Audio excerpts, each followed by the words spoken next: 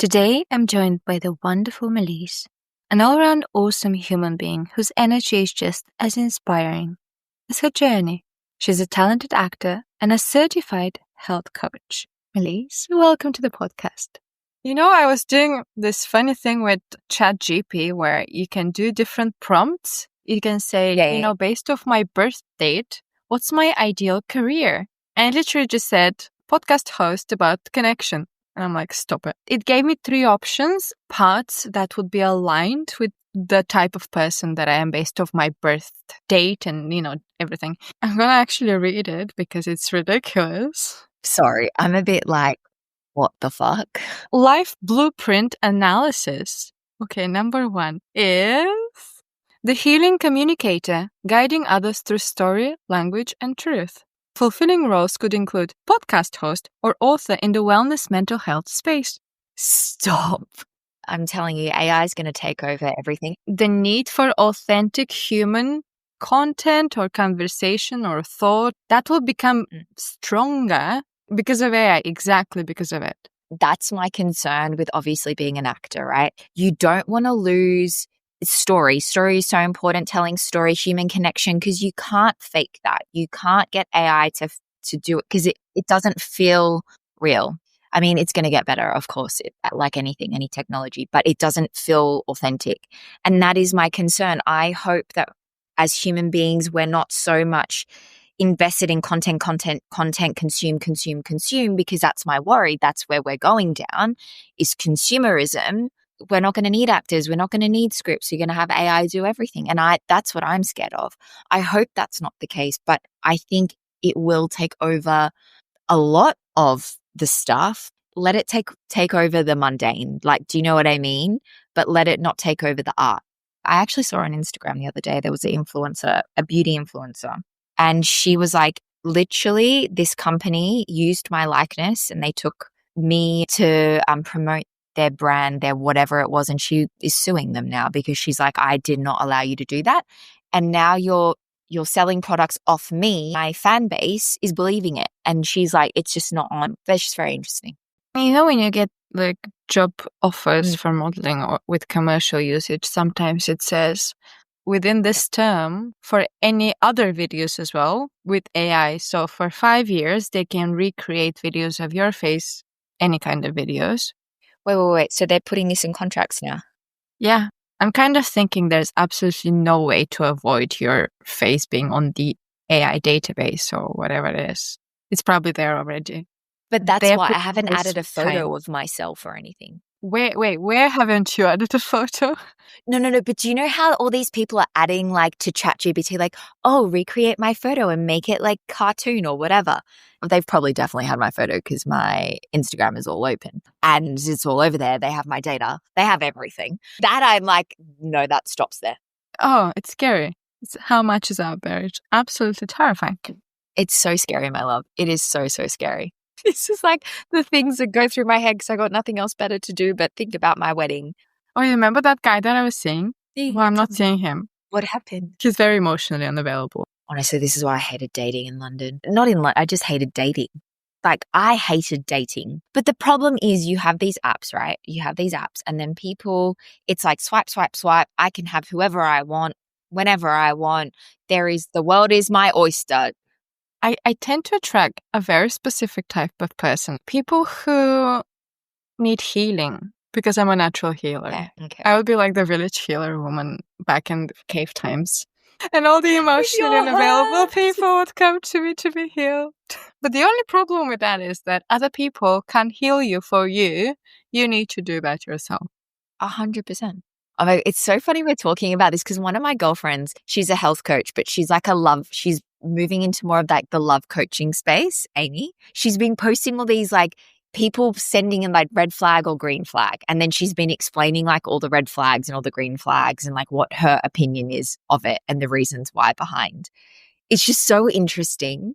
And it's like so much of it. I'm like, yep, been through that. Oh, there's another one. That was definitely a red flag that I did see. Do you know what I mean? Like, but it's true. It's like, I think you do attract those kinds of men. You also speak very softly and calmly and very temperate, which also is like a very calming thing for people. Does that make sense? A very calming thing for people. I'm doing a podcast, right? I love connection and all that. But if you see someone who needs healing, it's their own job to do. Leave the situation. Don't linger. You've got to notice the situation, babe.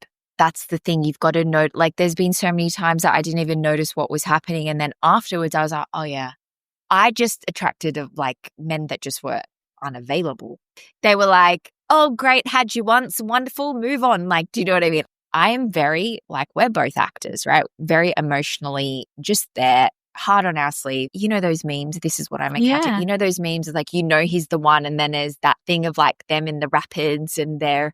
Is it the one where, he messaged me, so like somebody puts on a wedding dress and starts running? Because it's like, okay, you're my person. No, oh my God, there's that one too. But there's also another one where it's like how you know he's the one because he's like dealing with all your stuff, all your emotions, like all at once. And that is definitely my partner now.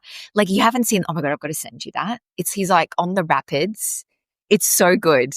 It's if he can deal with all your like wholehearted emotions, 100%. For me, I'm sensitive and I think you are too. And it's like being able to hold that person, right? It's like being able to hold that person and be like, you know what? It's okay. You can have your emotions. Like the other day, I absolutely lost it. I was a child again, throwing my tantrum, like, and none of it was his fault. Realizing now that I got my period yesterday, none of it was his fault. Anyway, it was a whole thing. And then he just he went to the gym, came back, laughed at me, and he's like, how are you feeling? I'm like, I'm good. And I realized I was being a child. He definitely deals with me very, very well. But that's also how you know, because you can be fully yourself and you're like, okay, look, definitely we've had to have chats about that. Like, I need to not do these things. But if a person can hold you, babe, that's the thing. You got to like, I think you let that person see exactly who you are from the beginning, no fucking sugarcoating it. And if they can deal with it, that's your person. But if they can't, then piss off, you find the next one. It's not, I don't even think it's about attracting, because you'll attract everyone. You will attract the emotional and available people because you're a soothing person. However, it's not about who you attract. It's about, is this person wrong? Immediately. They're wrong.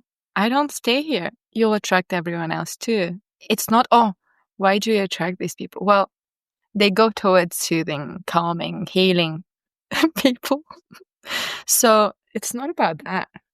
It's about knowing the situation and but also being strong enough to be like, you know what, there is my person, or whoever it may be, my person's out there. That's also another thing. I do believe in soulmates, but also there could be multiple soulmates. Do you know what I mean? There could be multiple people that are right for you in friendships, in this, that, and the other. Like, do you know what I mean? It's not just a romantic relationship, right? There could be multiple people that are good for you in that moment. And that's another thing. I also feel like we are fed the lie in this world, like Prince Charming is going to come and sweep you off your feet and that's going to be the person. No matter what people say, relationships take work. And this is the other thing. It's like they aren't this magical thing that all of a sudden you're so attracted to each other and that's it, you're perfect.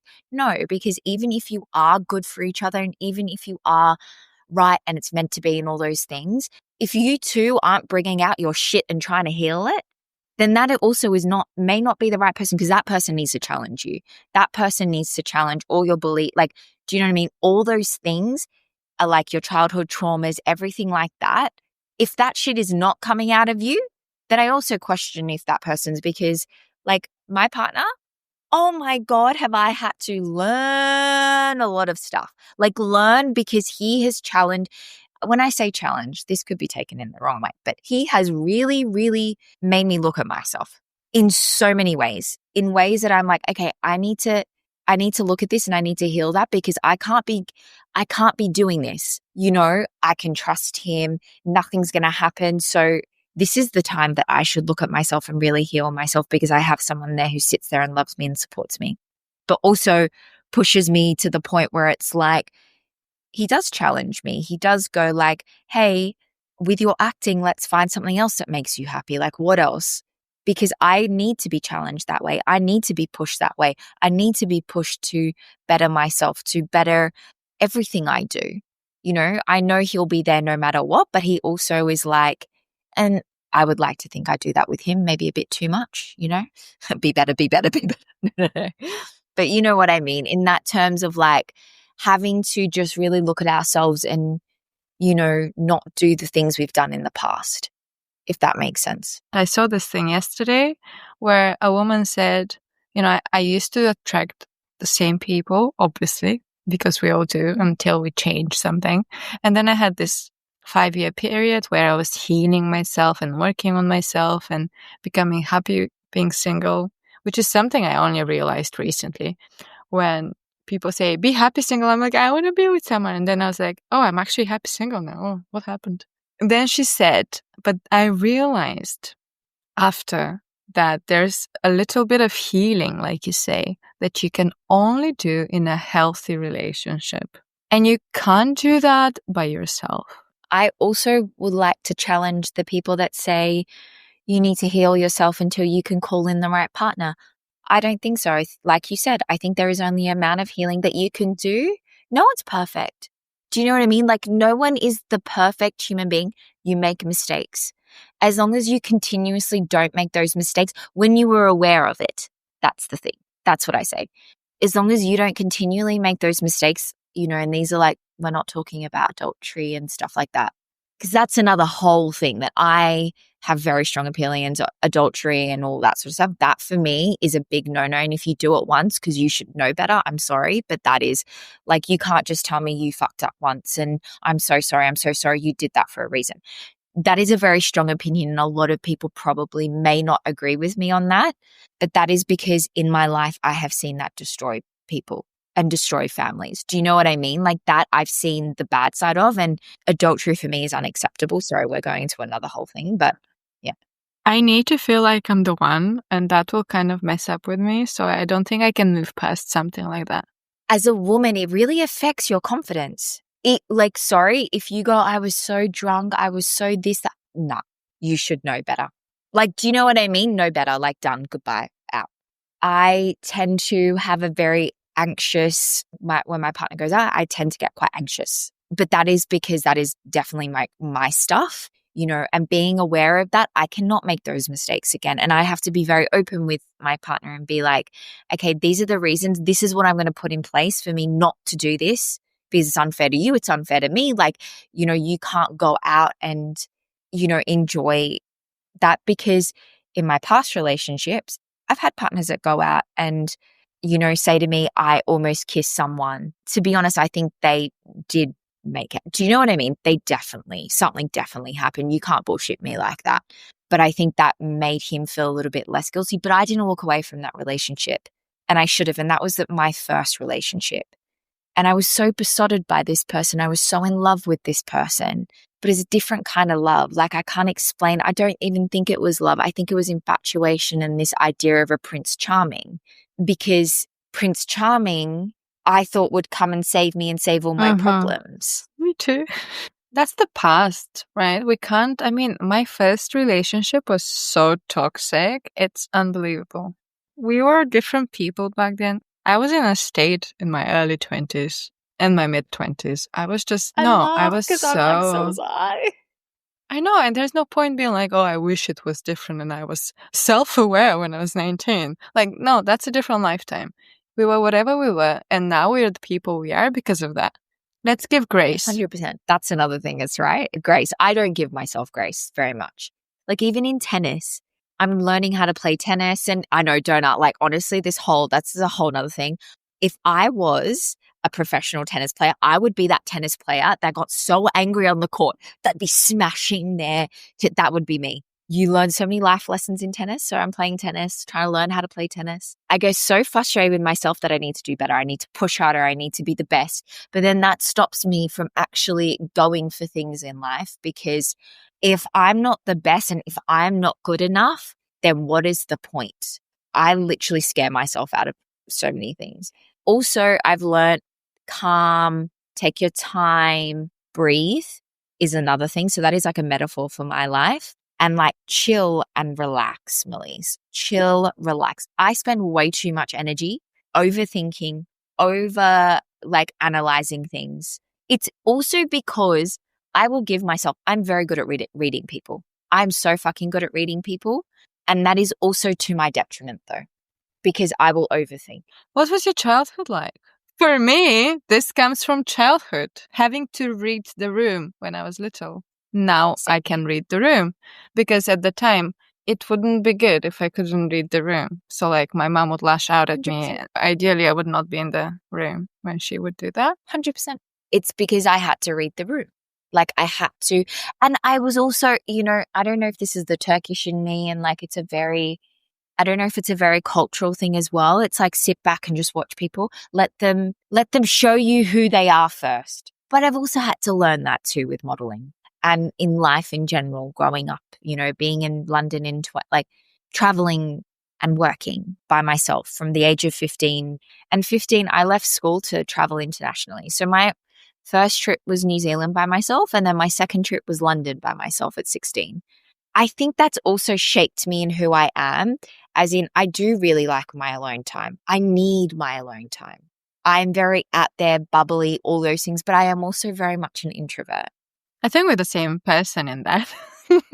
Because you like it, but you also a bit like, no, I just need to, if I don't have the energy, I can't give out. And do people tell you, what, you're not an extrovert? I would never believe that. That's what they tell me. Literally all the time. But I'm starting to come to terms that it's okay that I'm an introvert. Like I actually, for whatever reason, don't like the fact that I'm an introvert. I feel like I should be an extrovert. But a lot of artists are like that, babe. And that's what I'm learning. A lot of artists are introverts. A lot of artists like to be out there, but they also just need the space to breathe. And I would never take away modeling. Like I modeled full time until I was 25. I can be quite jaded and I can be quite about the industry. I think it's changed a lot, changed an extreme amount since I was modeling in that period of modeling full time. But it's so funny because I also got offended. Someone said to me, it's like you have a sword and you're about to battle anyone. And then I do that because I've had to protect myself. I mean, I started modeling when I was 27. And that's the thing. You can speak for an older woman coming into the industry, which is a very, very interesting perspective because not a lot of women have that. And then I see this other side of it, young, naive, wouldn't speak up for herself and had to learn some really, really tough lessons in that. And I think that is why I am extremely protective of myself. I will go to battle for myself because when I was younger, I never spoke up and I went along with it. And now I will never, ever, ever let anyone walk all over me. Again, that is to my detriment because I do have a shield up with a lot of people. And you are lucky to see not even my partner doesn't see that very often, the very soft Melise. They all see the Melise that has the shield that is ready to go battle. And I think that's why now in my life now, I do that. I do that with my family. I do that with everyone. I am ready to come for you. People get confused, don't they, when you smile or whatever. And they're like, oh, but you're so sweet. And then you present your boundaries and they're like, oh, you have boundaries? What? Because the sweetness and the boundaries kind of don't make sense to people.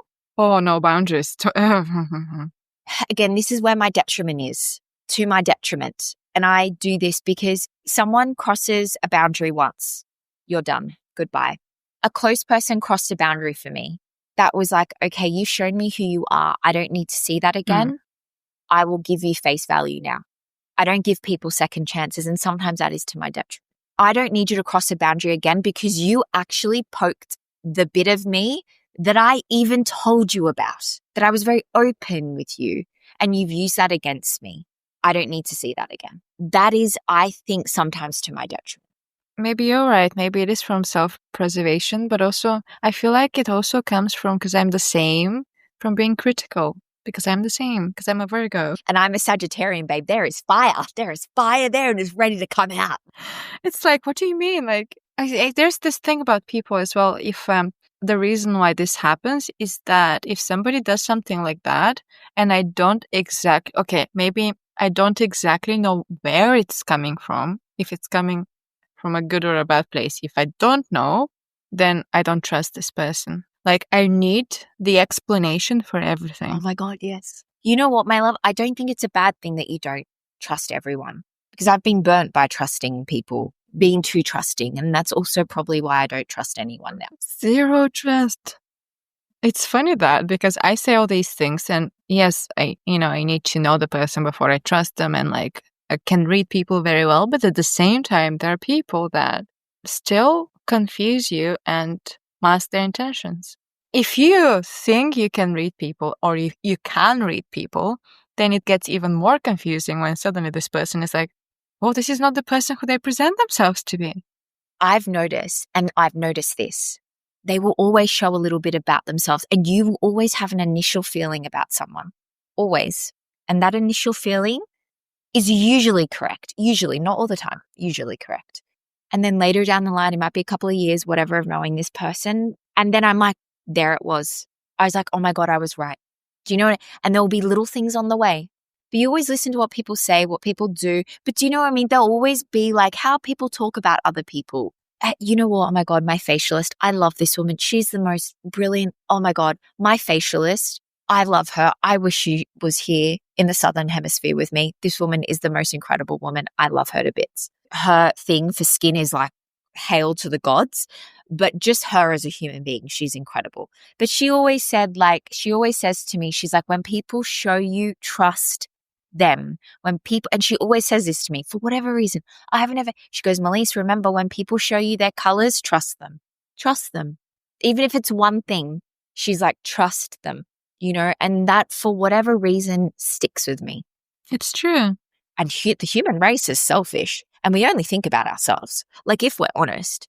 If you think about yourself first, you can healthily help others and think about others. If you abandon yourself, then you're no good to anyone else. That's why boundaries are important, because if you're not healthy, 100%, how can you be in any healthy relationships with other human beings?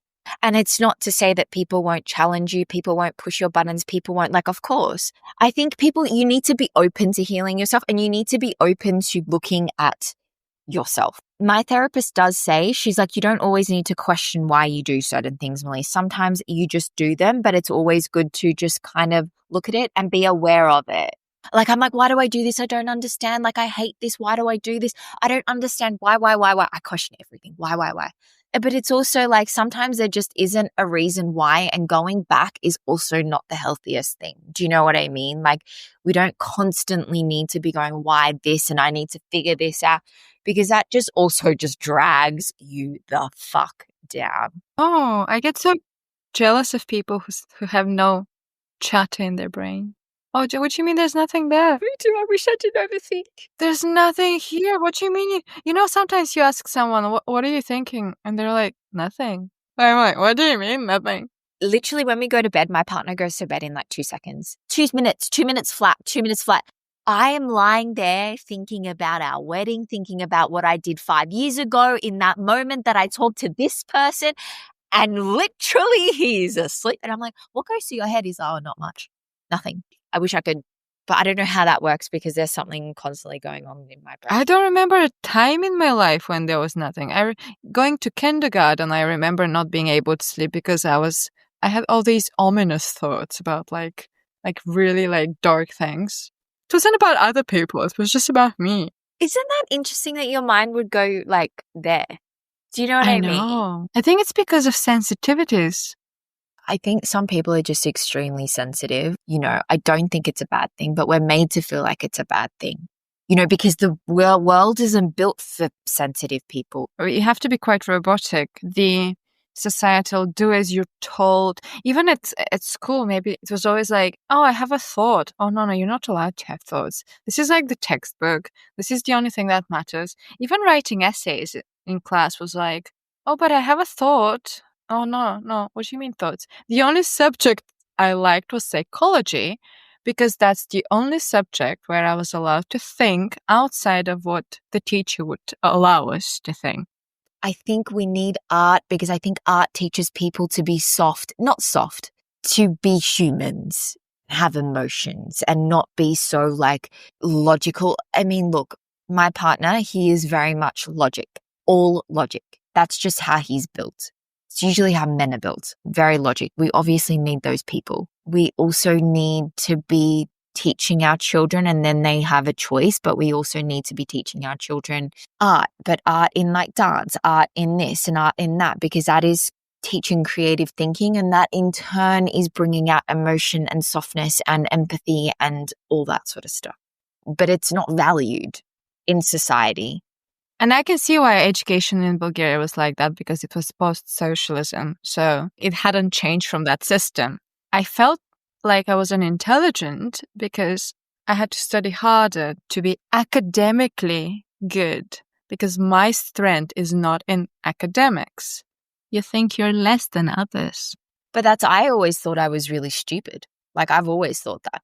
I was terrible at maths. Oh my God, am I so bad at maths? Even now, my partner is very good at mathematics, like very on the ball. And I'm like, what's this times this? No, well, fucking failed that at school too. So, but I excelled in the arts. Anything in the arts, I did really well. But because it wasn't textbook, I was good at art, it also was looked down upon because I wasn't textbook like good at it. I would make things at home by myself. I remember I made out of a shoebox and whatever I had in my arts and crafts box, I made like a Narnia cupboard. I think it was quite pretty as well. I thought I did a really good job. Like I would do things like that. I also then made like every year I would make my mum these beautiful birthday cards and like all this stuff. I would just make things. I loved it. And then for whatever reason, I stopped. You know what I was good at school? Reciting. So I would read nice. Every lesson, there was like a poem or something. Eva, come out and read for us, please. Please come and read for us. Podcast, babe. See, this is your absolute calling. That's actually quite beautiful. I got higher marks because of that, right? So perfect. Fuck it. But yet, what kind of a talent is that? Reading. No, babe, it's good. There's so much you can use that for. Are you joking? No, I mean at the time. Again, we're not at school these days. It probably is terrible being at school with social media and stuff. I'm so glad I'm not there. Oh, me too. I'm so glad I was not at school social media time. It was kind of coming out, but it would have been terrible. The bullying would have been so bad. It was MySpace at my time. MySpace and Bebo. That was like a whole thing. No one really remembers Bebo. I think it's all shut down now. Well, I didn't have that for sure, but I had a MySpace thing. And I remember the thing with MySpace, you could make your account like art. Modeling made me feel old. I blame it on them. They were like 18, were discarded. A few years ago, I worked with a model who was 19 and he was retiring from modeling. And I hadn't even started modeling until I was 27. So I just remember in Milan, like I was so young and I would walk into a room, I'd waited hours. They're like, ciao, but not ciao, hello, like ciao, goodbye. Like without even, like literally looked me up and down, ciao. For whatever reason, I remember that so, so vividly. And I remember in New York, same thing. It was during Fashion Week and I'd literally eaten nothing so I could be a size 0. Like I was perfect measurements. I always made sure. I was so skinny and I remember walking into this designer and he watches me walk. He goes, go get measured. I went and got measured. And I was 34, 24, 34, which is absolute perfect measurements, right? Inches, 34, 24, 34. That's perfection. And even then, I think I was even like 33 and a half, 33. Anyway, then he goes, looks at my card. Oh, he wrote heavy set on my card, bottom heavy. He goes, you can't be that skinny, which is like big. He was like, walk again. And I'm like, what the fuck? And even recent, like I still do a few modeling things here and there. Like I'm no longer a full-time model. I was working for this client and he was literally right in front of me explaining to the designer how fat I was. It was in a different language. And you can tell what people are saying. And I was like, did you just call me fat? He goes, yes, I did. And I said, then why did you book me? He goes, I don't know. And I walked away. I thought, I am a 31-year-old woman. I'm just not dealing with people like that. I'm not like, I know I look great at the moment. Like I am looking the best I've ever looked in my life because I eat, I work out. Thank you, my love. But do you know what I mean? Like out of coming through that whole thing, I finally nourish my body. I finally am at the weight that my body is comfortable being at. Like I'm not taking that. I've had so many incredible experiences. I have traveled the world. I've had a life before everyone else started their lives. Do you know what I mean? I really have. I have been able to work and travel and do things that so many people my age have not been able to do. So I can't say, but I think where it comes to now is I feel very protective of younger models, and I feel like if I can help them in whatever way, like we were at this same job that I was a couple of months ago where I was called fat, and this poor young girl was given something she felt uncomfortable in. And I looked at her, I was like, are you okay? Do you want me to tell them that you can't, like, you don't want to wear that? She goes, is that okay? I can't say it. I said, okay, come with me. We're going. It kills me because these young girls don't have a voice. And if someone like me who knows what it's like and that, you know what, life moves on and this isn't like life or death situation, you are allowed to say no. If I can help that person, then I definitely will. So I remember last year I Yeah, had a of job course, my where I love. was uncomfortable with something. And I think it was the producer Yeah. who came to me and he was like, are you actually okay doing this? And I said no. So I didn't. We're not these puppets. We're not puppets. Like, and this is like coming full circle because I think maybe that's why people like AI as well, because AI does whatever you want it to do. When humans say no, AI comes and says yes to everything. Ignorance is bliss sometimes. Talking about ignorance is bliss. You know how I just decide to fill my head with positive information. Because when you fill your head with positive, you affirm positivity, reaffirm positivity. 100%.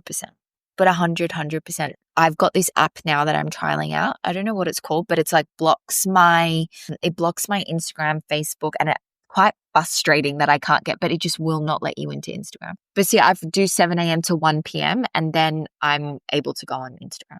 I am a person that will take everything in. So it's just better that I don't. It's called Opal, but you can do it from times. You can block it for certain apps. Do you know what I mean? So right. That's amazing. I need to do that. I'll do like it's night time until 11 a.m. because then I can start replying to messages.